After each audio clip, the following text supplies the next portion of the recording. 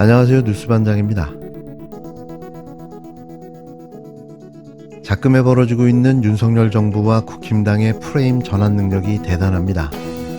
언론 장악은 끝났고 여론의 먹잇감만 계속해 던져주고 있는데요. 이번엔 진짜 전문가가 붙은 것 같습니다. 추석 민심은 경제 파탄, 친일 매국 애교, 해고염수 방류, 김건희 일가 양평 고속도로 등등 이들은 가만히 있기만 해도 지지율 까먹을 일밖에는 없는데요. 그런데 느닷없이 홍범도 장군을 건드리며 김건희 일가 양평 고속도로 의혹과 해고염수 방류 이슈를 묻어버립니다. 친일로 분위기가 안 좋아지니 정경심 교수 석방에 이재명 대표 구속영장을 동시에 던지는데요. 이슈와 이슈를 뿌리며 현란하게 국민과 여론을 정신없이 만들고 있는 거죠. 이러니 여론은 거기만 쫓아다니고 있습니다. 그러면서 윤석열 대통령을 기네스북에 등재될 외교 왕으로 만들고 있는데요. 야당 대표 영장은 가결되든 부결되든 저쪽에선 아쉬울 것 없는 패였습니다. 분열되는 야당을 보며 비열한 웃음을 짓고 있는 거죠. 그러나 과연 이 모든 것들이 어떻게 되돌아올 것인지 사뭇 궁금해지는데요. 모든 일에는 작용과 반작용이 있기 때문입니다. 배수진을 치고 모든 것을 다 바친 이재명 대표를 사지에 내몬 것이 아니라 오히려 앞길에 거대한 고속도로를 뚫어준 느낌인데요. 거대한 변화의 물결이 몰아치기 시작했습니다. 내부의 적들이 드러나고 소탕되며 오히려 결집의 계기가 만들어지고 있는데요. 진짜 하나로 뭉쳐야 합니다. 이재명 대표를 중심으로 똘똘 뭉쳐 하나가 되어야 합니다. 이제는 피와 식별도 분명해졌으니 말이죠. 이재명 대표님은 그동안 정말 많이 인내하셨습니다. 포각하고 무도한 검사 독재 정권과 투쟁할 수밖에 없는 상황에서 당내 투쟁이 본격화되면 국민들께 실망을 드릴까봐 참고 인내했습니다. 그렇게 노력하는 것이 같은 당의 동지를 대하는 당대표의 바른 자세라 생각하며 인내하셨을 거라고 생각합니다. 136명 가량의 정상적인 민주당 의원님들도 답답했을 것입니다. 성실하게 의정활동을 하고 애당심을 가지고 당을 위해 노력했지만 언론방송은 그런 의원님들의 활동에 큰 관심이 없었습니다. 반면 당과 당대표를 비판하고 분열적 발언을 하는 의원들의 이름과 발언은 크게 각광받았습니다.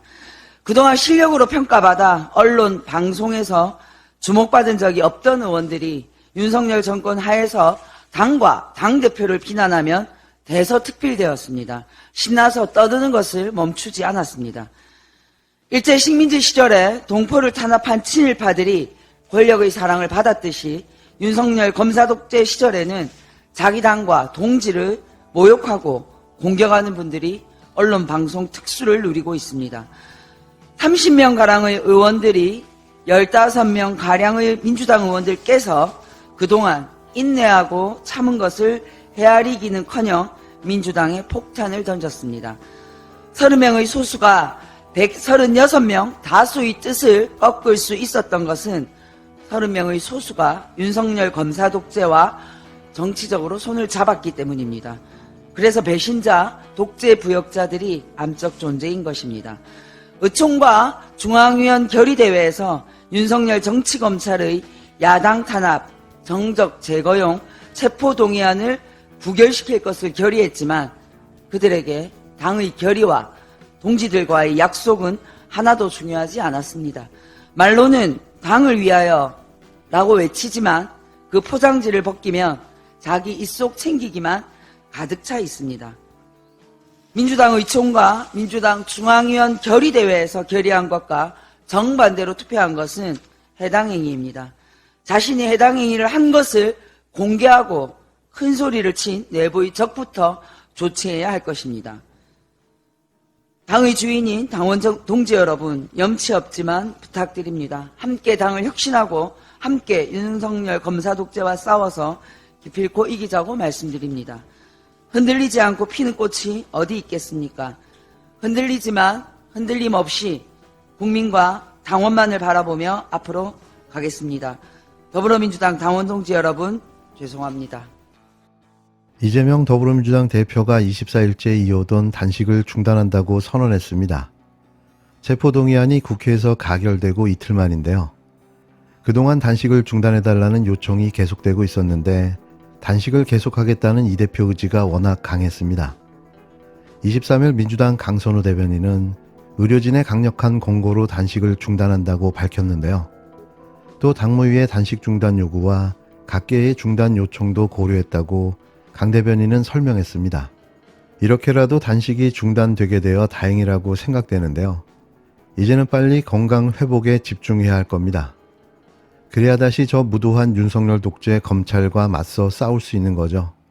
지난달 31일 취임 1주년 기자간담회에서 국정쇄신과 내각 총사퇴 등을 요구하며 단식을 시작한 지 23일 만이고 체포동의안 가결 이틀 만입니다.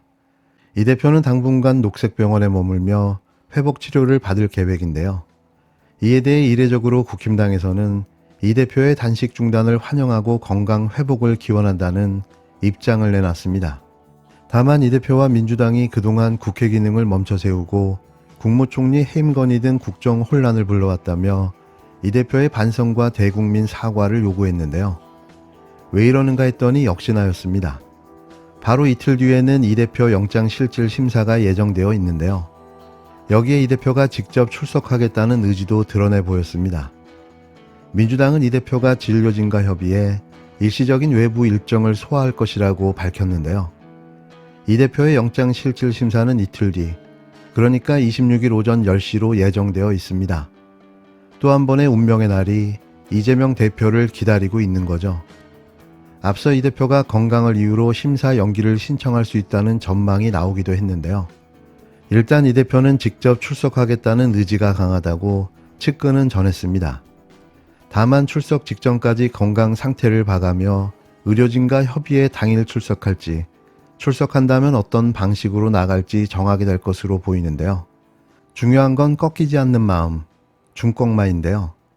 23일간의 단식 후에도 변함없는 모습을 보여주고 있는 이재명 대표. 그가 이 무도한 독재검찰 공화국을 막아내는 민주주의 최후의 보루임을 기억해야 할 것입니다. 좀 상황이 매우 답답했어요.